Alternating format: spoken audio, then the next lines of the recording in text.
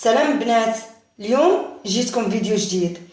الفيديو ديال اليوم هو كتوعية في إطار الفيروس اللي صاب الأمة الإسلامية والعالم تقريبا كامل. في إطار هاد التوعية أنا جيتكم ببعض الوصفات اللي كتعاوننا حنا كربة بيوت أو كأي سيدة بيت ممكن تستعملها. في هاد الإطار غنقدم لكم هاد الوصفات. عندنا الخزامة وعندنا الثوم وعندنا الشيح والبصل وورقة سيدنا موسى. بالنسبة لهاد الوصفات ممكن أي سيدة أو أي ربة بيت أو أي بنت ممكن تستعملها. أول حاجة غنعطيكم بالنسبة للخزامة والشيح، هادو عندهم تقريبا نفس الطريقة. بالنسبة للخزامة والشيح نفس الطريقة. بالنسبه للسيدات اللي باغا خاطر ما تلقاوش الفخر في البيت ديالهم وكيبغيو مثلا يعقموا البيت وما كيكونش عندهم، انا غنعطيكم طريقه، هو انكم كتجيبوا غير مقلاه بهذا الشكل وكديري فيها واحد الكميه من الخزامه وكتشعل عليها النار.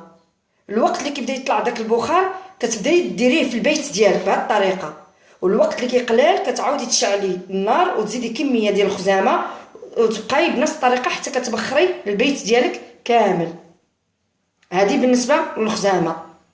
كذلك بالنسبه للشيح نفس الطريقه. بالنسبه للشيح كتاخذي حتى هو كذلك واحد الكميه وكديريها فوق النار حتى كيبان لك داك البخار طلع، كتبخري به البيت ديالك. كتبقاي داك البخار كتسديه وتجيبيه بهذه الطريقه. الوقت اللي كيقلال كتعاودي ترديه النار وتزيدي واحد الكميه حتى كيبان لك البخار طلع وكتعاودي ديريه في البيت كامل. هذا بالنسبه للشيح والخزامه، وممكن تخلطيهم بجوج.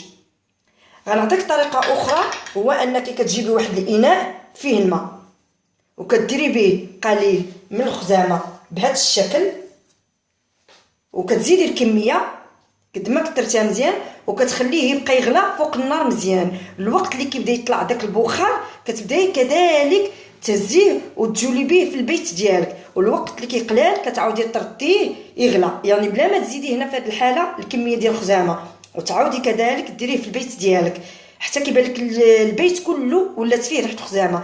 كذلك بالنسبه للشيح نفس الطريقه حتى هو كذلك كديريه في اناء فيه الماء وكتخليه تبداي تدوري به في البيت ديالك البخار حتى كيبان لك البيت كله ولات فيه ريحه الشيح.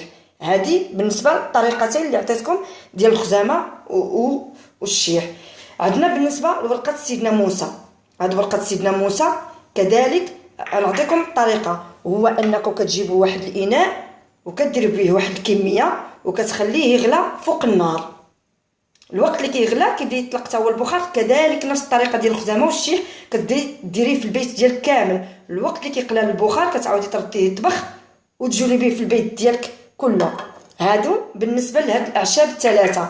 اما بالنسبه للثوم والبصل عندهم تقريبا نفس المفعول، الدور ديالهم راه كتير كتير كبير، هو انهم كيقووا المناعه. بحال الناس اللي مساكن عندهم المناعه ضعيفه او مثلا عندهم امراض مزمنه ان كيطلع عليهم مناعه وتقويها، وكذلك الناس اللي عندهم مناعه قويه مزيان ياكلوه.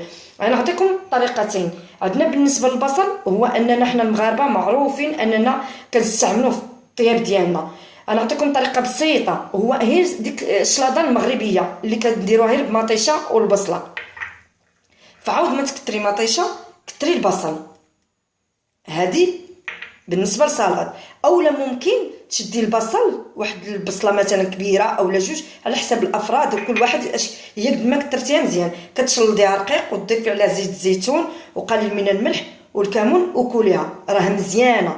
كذلك بالنسبه للثوم، الثوم ان حنايا معروفين به في الطبخ، وهو ما غاديش يضرنا، بالعكس راه مفيد للصحه. هو اننا الوقت اللي غنكونوا كنطيبوا سواء المرق او لا، خصوصا في هذه الفتره بالذات المرق او القطاني، انك كتشدي فصوص تكون صينه تحيدي لها القشر وترميها في داك الاكل اللي انت مطيبه، يعني تجي حتى الدقائق الاخيره اللي غتبغي تطفي على داك الاناء اللي مطيبه فيه سواء المرق او القطاني، كتضيفي رؤوس ديال الثوم اللي كتحيدي لهم القشر وكتلوحهم هكاك صاينين في يعني 5 دقائق الاخرى منها كيطلقوا الجهد ومنها تبقى في هذاك الجهد ديالها. كذلك كلوها راه مزيانه.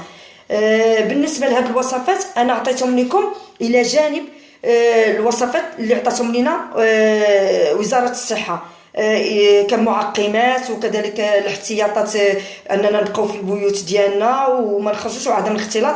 هذه بالنسبه اللي عطاتنا الدوله. اما بالنسبه لهاد الوصفات هادو انا ماشي طبيبه اعشاب، هادو غير وصفات كنديرهم في البيت ديالي وبغيت نشاركهم معكم، لان حنا في امس الحاجه في كل حاجه اللي غتفيدنا اننا نحاربوا هذا الفيروس، لان بدا كيطغى على العالم تقريبا كله، وبدا كيخرب الانفس لا من الناحيه النفسيه او لا من نفس الحاله الصحيه.